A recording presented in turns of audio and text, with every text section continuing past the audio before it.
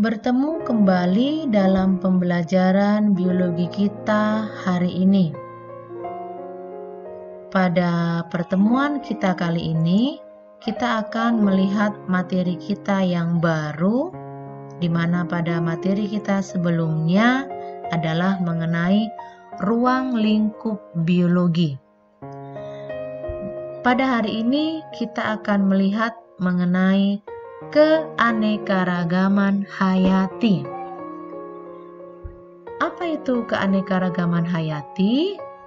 Coba anak didik kami perhatikan semua gambar yang ada di layar HP-mu atau layar PC-mu. Nah, pada gambar terdapat berbagai macam jenis ikan, saya katakan di sini ya. Lalu juga ada tempat hidupnya, ini adalah koral atau hewan koral. Nah, keanekaragaman hayati. Arti hayati adalah hidup.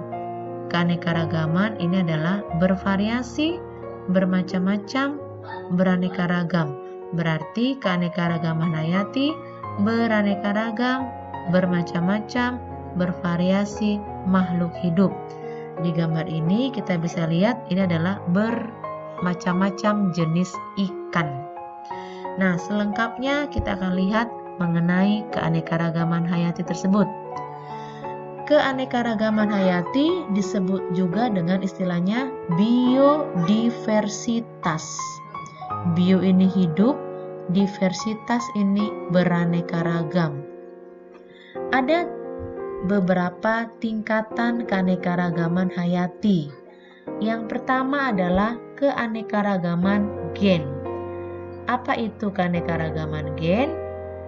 Keanekaragaman gen adalah variasi susunan gen dalam satu spesies organisme atau dalam satu spesies atau satu jenis terdapat berbagai variasi. Itulah keanekaragaman gen.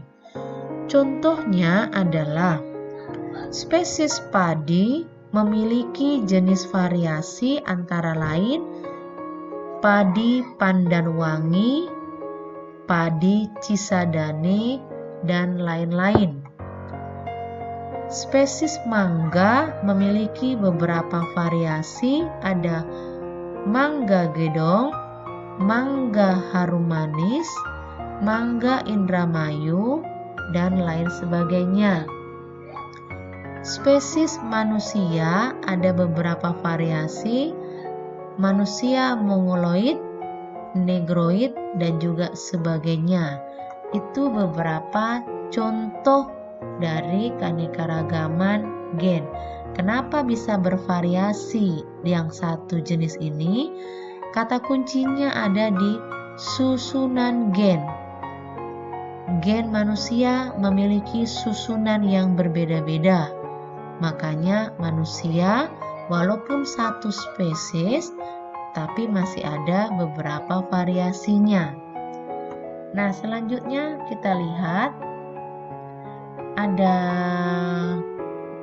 dua gambar. Ini adalah gambar buah. Di samping adalah gambar buah. Ya, ini adalah gambar buah apa? Oke, bagus. Ini adalah gambar buah salak. Sifat apa yang membedakan antara buah salak A dan B? Nah, dari gambar ini kita bisa lihat kedua salak ini memiliki struktur atau warna yang berbeda. Jadi warna tadi itu yang membedakan antara salak yang A dengan salak yang B. Apa yang menyebabkan perbedaan sifat antara buah A dan B? Karena susunan gennya yang berbeda-beda, atau susunan kedua gen ini, susunan gen salak A dengan susunan gen salak B itu adalah berbeda.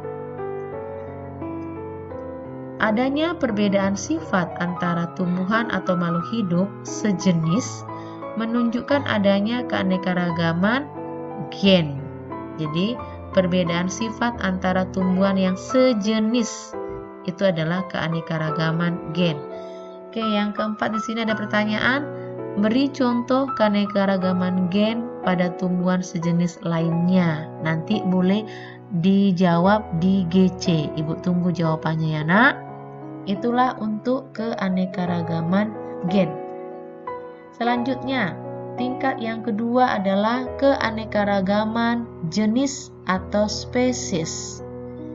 Ini adalah keanekaragaman yang menunjukkan adanya variasi pada makhluk hidup antar jenis. Jadi antar jenis terdapat variasi. Di dunia diperkirakan ada 5 juta spesies makhluk hidup. Jadi antara spesies yang satu dengan spesies yang lain terdapat variasi. Itulah keanekaragaman jenis. Kita ambil contoh di gambar. Ini ada 2 macam. Yang gambar A sebelah kiri ini adalah tanaman pohon pinang. Pohon pinang dengan tanaman B ini adalah kelapa. Jadi antara pinang dan kelapa terdapat atau terjadi keanekaragaman jenis. Nah, yang kedua, di sini ada 4 jenis hewan. Yang pertama ini adalah cheetah. Yang ini adalah macan tutul. Ini adalah harimau Jawa dan ini adalah macan dahan. Nah, keempat hewan ini membentuk keanekaragaman jenis. Nah, sekarang Ibu mundurkan sedikit lagi biar makin paham ya. Jika harimau ini yang gambar C, harimau Jawa, ada yang berwarna coklat, ada yang berwarna hitam, ada yang belang-belang, itu dikelompokkan dengan keanekaragaman gen. Sesama harimau masih bervariasi. Itulah keanekaragaman gen. Nah, sekarang harimau ini bersama dengan cheetah, lalu macan tutul dan macan dahan membentuk keanekaragaman jenis. Oke, itulah yang kedua. Yang ketiga adalah keanekaragaman ekosistem. Keanekaragaman ekosistem ini menunjukkan variasi interaksi yang terjadi antara komponen biotik dengan komponen abiotik. Keanekaragaman ekosistem disebabkan karena perbedaan kondisi komponen abiotik pada setiap tempat. Contohnya adalah ekosistem air tawar, ekosistem air laut, hutan hujan tropis, dan padang pasir. Di gambar ini ada 2 macam contoh ekosistem. Yang A adalah ekosistem hutan hujan tropis, yang B adalah ekosistem terumbu karang. Kita boleh lihat di sini terdapat perbedaan komponen abiotik pada setiap tempat. Tentu ini yang hutan hujan tropis ini adalah tanah. Kita bilang tanah, sedangkan di sini adalah air sebagai komponen abiotiknya. Itulah keanekaragaman ekosistem atau tingkat keanekaragaman hayati yang ketiga. Selanjutnya, keanekaragaman hayati itu memiliki banyak manfaat dan penting untuk pengembangan bidang pertanian, perikanan, peternakan, kehutanan, farmasi, industri, perlindungan, dan pelestarian lingkungan. Beberapa manfaat keanekaragaman hayati antara lain yang pertama adalah manfaat konsumtif. Ini artinya bahwa produk keanekaragaman hayati langsung dikonsumsi tanpa melalui pasar. Yang kedua adalah manfaat produktif. Ini adalah produk keanekaragaman hayati yang dieksploitasi secara komersil. Yang ketiga, manfaat non-konsumtif. Ini ada beberapa bagian lagi. Yang pertama adalah manfaat ilmiah. Ini keanekaragaman hayati untuk objek pengembangan ilmu pengetahuan. Yang kedua, manfaat estetika. Ini adalah nilai keindahan dari keanekaragaman hayati. Contohnya, tumbuhan yang memiliki warna bunga yang indah, bentuk dan ukuran yang unik. Yang kedua, hewan dengan warna bulu yang indah, bentuk tubuh yang unik, tingkah laku yang lucu, suara yang indah. Contoh yang ketiga dari manfaat estetika atau keindahan adalah pemandangan alam yang indah. Selanjutnya, manfaat keanekaragaman hayati yang non-konsumtif ketiga adalah manfaat ekologi.